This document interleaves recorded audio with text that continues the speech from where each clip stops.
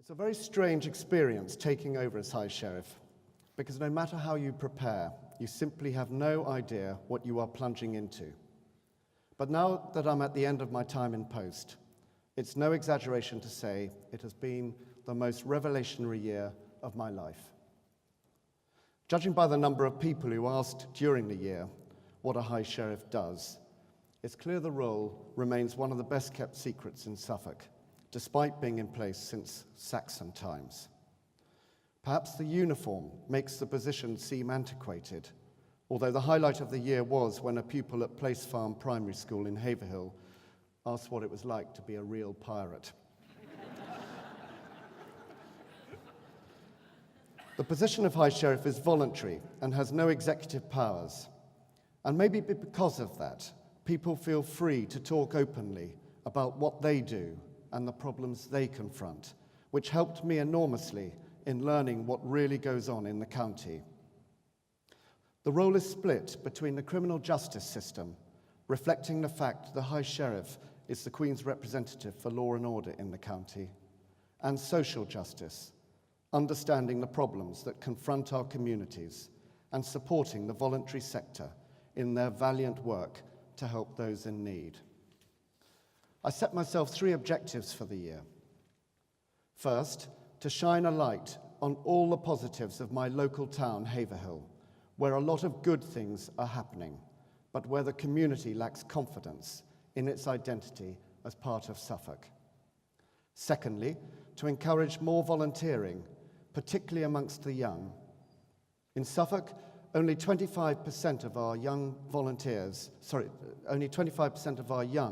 volunteer, compared to 45% nationally. And thirdly, given my business background, to encourage greater involvement and sense of ownership of businesses in their local community. But as I've said, you've no idea which direction your year will take you, and I ended up by spending a lot of time in our 3 very good prisons, where each have a clear commitment to train and prepare their prisoners for resettlement into the community. In HMP Warren Hill, we have the best performing prison in the country, operating a progressive regime and creating a culture of hope and respect. Some prisoners need very little support to reintegrate. Others will always struggle to resettle, forever living life on the edge. The vast majority of prisoners, however, could go either way, which means that with careful support, both inside and through the gate, the undoubted talent that exists could be harnessed to make a valuable and lasting contribution to their family and their community. And yet, despite the good work in our Suffolk prisons, it's sadly no great surprise that reoffending rates remain at over 60%, because once out, there is virtually no support, nor safeguarding, no proper signposting towards solutions for sustainable reintegration into society.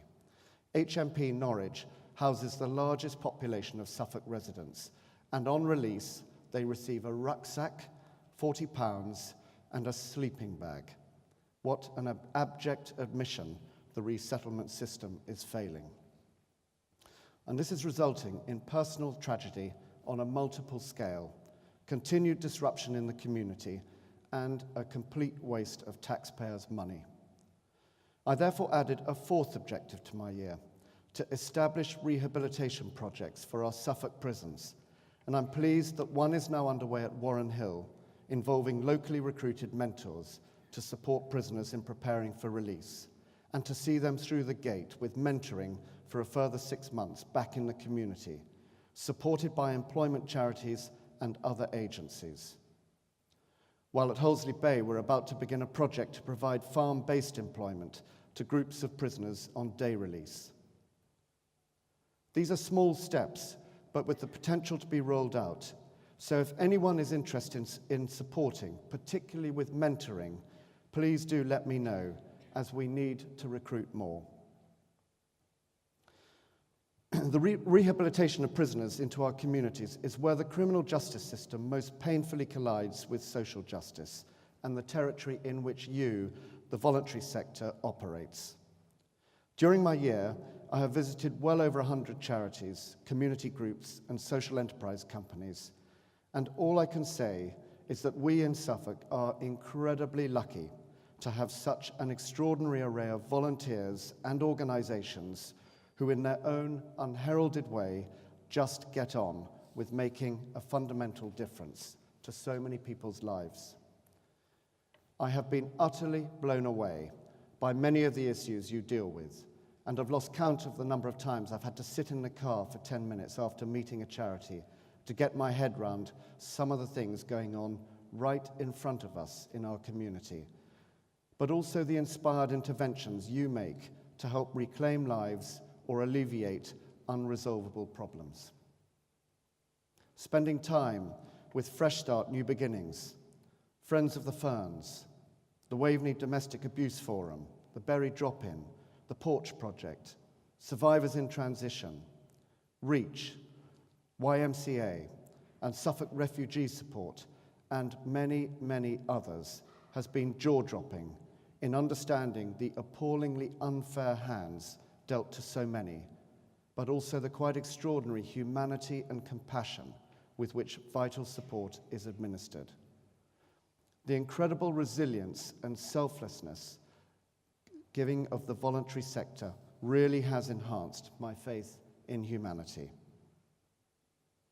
But I'm afraid the beauty of the amazing county, with its incomparable coast and farming country, magnificent cathedral and churches, beautiful woodland and rivers, lulls us into a false sense of security, and it's too easy for too many of us to overlook the fact that we have some of the most deprived wards in the country, in Lowestoft and Ipswich, and perhaps more significantly, serious pockets of deprivation with deeply ingrained problems that are uncomfortably close to all of us in our towns and villages. Nor can we ignore the erosion of family and community ties that are leaving both young and old isolated and vulnerable when this simply needn't be. The biggest frustration is learning that despite the outstanding work being done, so many of you say you are simply touching the tip of the iceberg. However, with finances that barely stretch to paying for the current levels of support work, the resources required to truly meet the needs of our communities just aren't there. Brilliant but cash-strapped local charities simply can't compete fairly with national charities, running the risk of our losing local providers who know their patch and can provide great local delivery.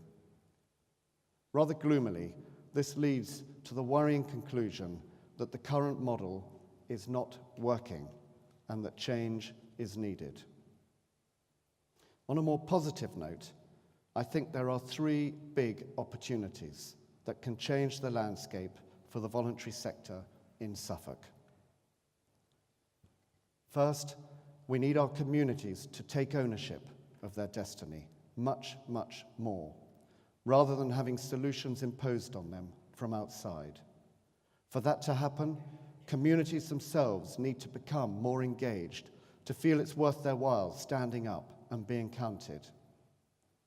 Within communities, we need to focus our investment more on our people than on community assets. Look to the likes of the WhatsApp girls who have taken control of their own lives and are now inspiring young people across the county to follow suit. Or to Upbeat and Meet Up Mondays, who are revitalizing the elderly and isolated with a sense of purpose and fulfillment.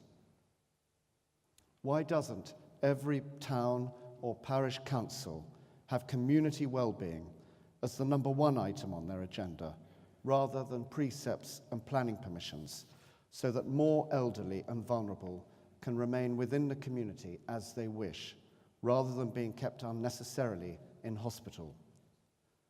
All it takes is for the community to be more aware and more neighbourly, because taking out the rubbish, cooking a meal, dropping in for 5 minutes to check all is okay is not really so difficult.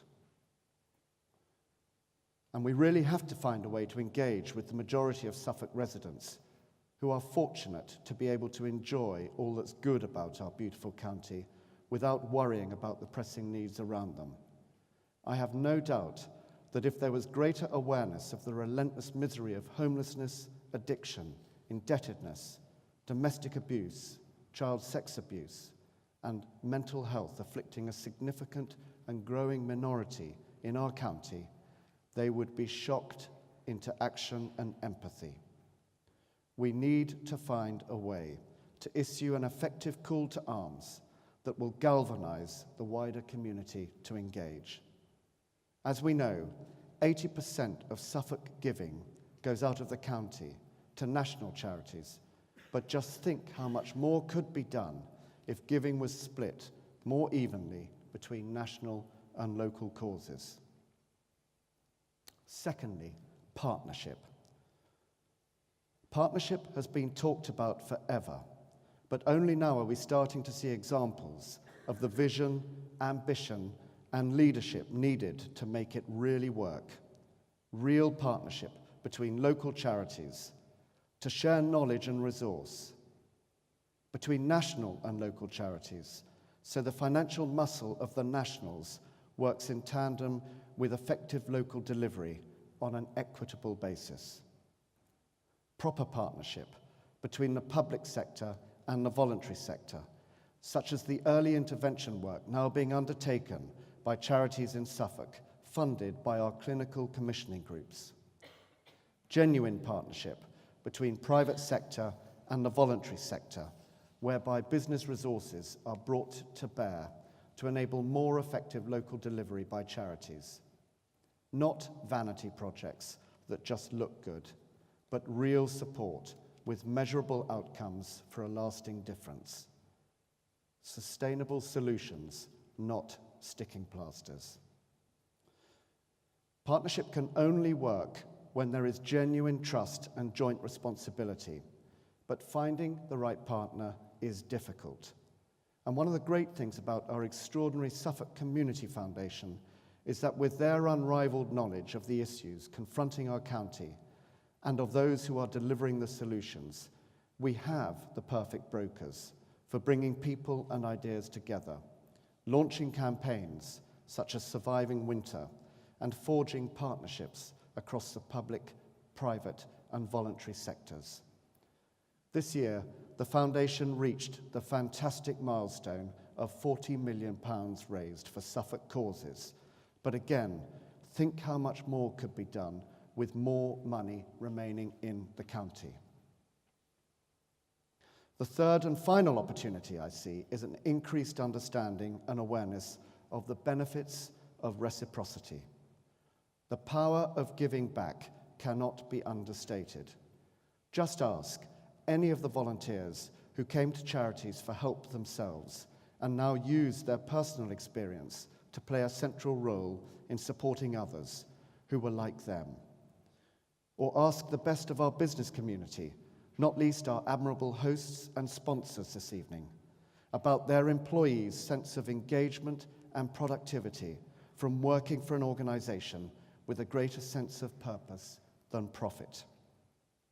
So creating a greater awareness of the power of giving back in terms of time, skills, neighborliness, or money is our big challenge and is central to the thinking behind the Suffolk Medal. The belief in humanity and the desire to support is a defining characteristic of the people of Suffolk. Stepping back from busy lives and everyday routines to gain a broader perspective on how community engagement, partnership, and reciprocity can be brought to bear in our county is, to me, the key to the future. With the right vision and ambition across the board, these opportunities can most definitely be delivered. It's been an absolute privilege to meet so many of you during the last year. May I thank you on behalf of the residents of Suffolk for the brilliant work you do to help those in need across our communities. And may I wish the very best to you all for the future. Thank you.